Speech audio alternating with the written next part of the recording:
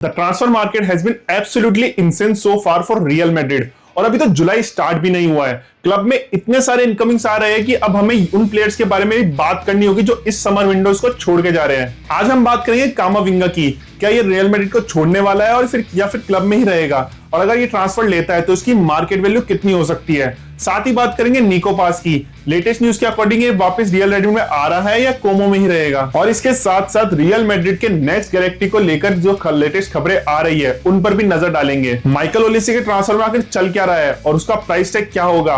But in सब चीजों से पहले अगर आपको ये वीडियो पसंद आता है तो इस वीडियो को लाइक करना और चैनल को सब्सक्राइब करना। सबसे पहले बात करते हैं माइकल ओलिसे की। पिछले कुछ दिनों से जर्नलिस्ट और रिपोर्टर्स की खबरें आ रही है कि रियल मैड्रिड वापस से माइकल ओलिसे को लेके आना चाहती है और वो उनकी गैलेक्टिको साइनिंग का सबसे बड़ा इंपॉर्टेंट हिस्सा होगा।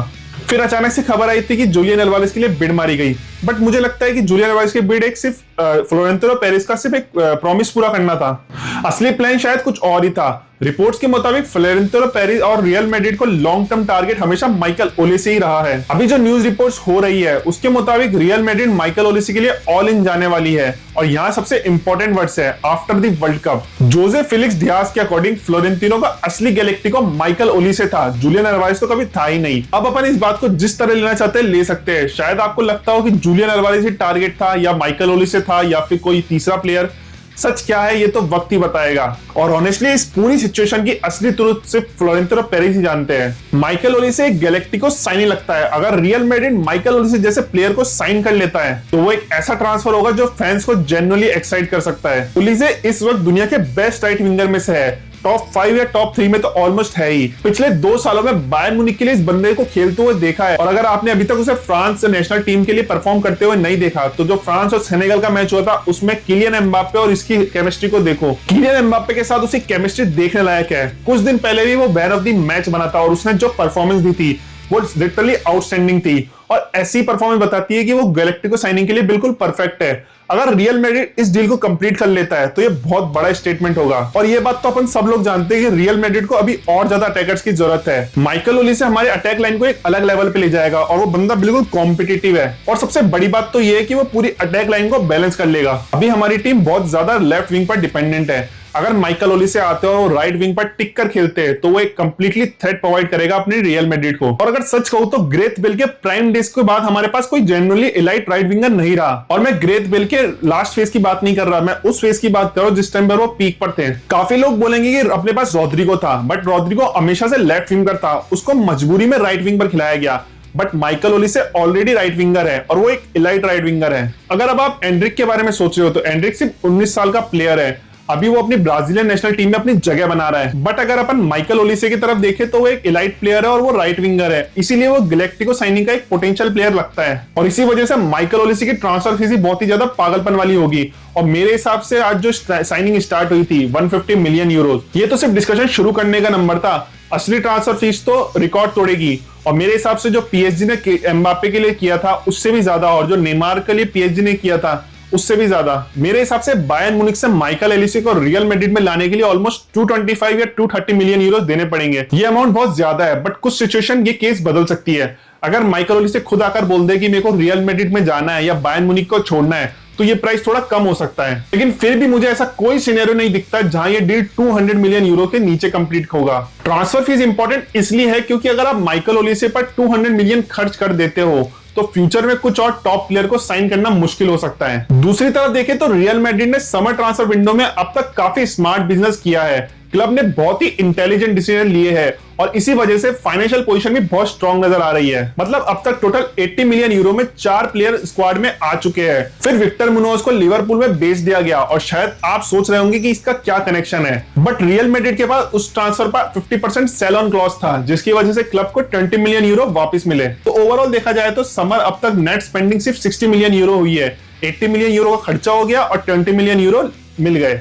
अब अगर माइकल ओलिसे के लिए 230 मिलियन यूरो जैसा अमाउंट पे किया जाता है तो फिर सवाल उठता है कि फ्यूचर में एंजो फर्नांडेज, मैथ्यूज फर्नांडेज या किसी और मिडफील्डर को भी शाइन किया जा सकता है। मिडफील्ड में ऑप्शन की कमी नहीं है। अर्दा गुलर है, जूड बेलिंगम है, फेडेरिको वालवर्दे है, चुआमनी है, और अगर थियागो पार्च को प्रमोट करना हो तो उस पॉसिबिलिटी को भी एक्सप्लोर किया जा सकता है। मैं ये नहीं कह रहा कि थियागो अगला सुपरस्टार बनने वाला है, अभी वो काफी रॉ प्लेयर है, लेकिन फिर भी उस रिस्क को लेने के लिए तैयार रहेंगे। उस डिस्कशन को कंसीडर किया जा सकता है।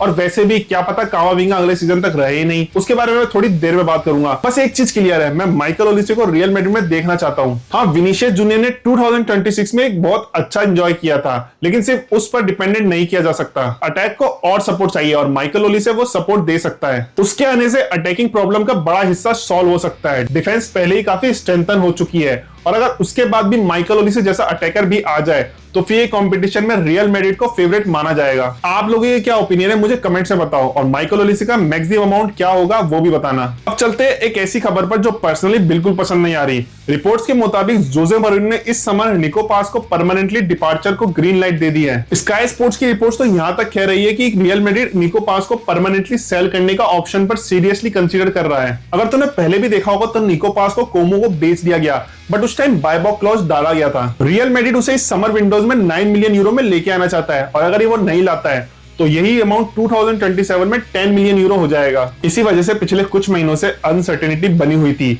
क्या क्लब उसे इस समर वापस लाएगा या फिर एक और सीजन कोमो में रहने देगा और अगले साल डिसीजन लेगा। लेकिन निको पास की सिचुएशन को ध्यान से देखो, अब वो 21 साल का है और जल्दी ही 22 साल का होने वाला है। पिछले सीजन में सीरिया ए में वो कोमो का बेस्ट प्लेयर था और उसने सबका ध्यान खींचा था और आज के ट्रांसफर मार्केट वैल्यू की बात करें तो ऑलमोस्ट 80 मिलियन यूरो निको पास पर लग चुके हैं। पिछले समर टॉटनम भी उसे काफी इंटरेस्टेड है साइन करने के लिए और रिपोर्ट्स के अकॉर्डिंग 75 मिलियन यूरो की बिड मार चुका था। इसलिए अगर रियल मैड्रिड उसे परमानेंटली बेचने के बारे में सोचेगा तो नेचुरली क्लब बहुत बड़ा अमाउंट डिमांड करेगा।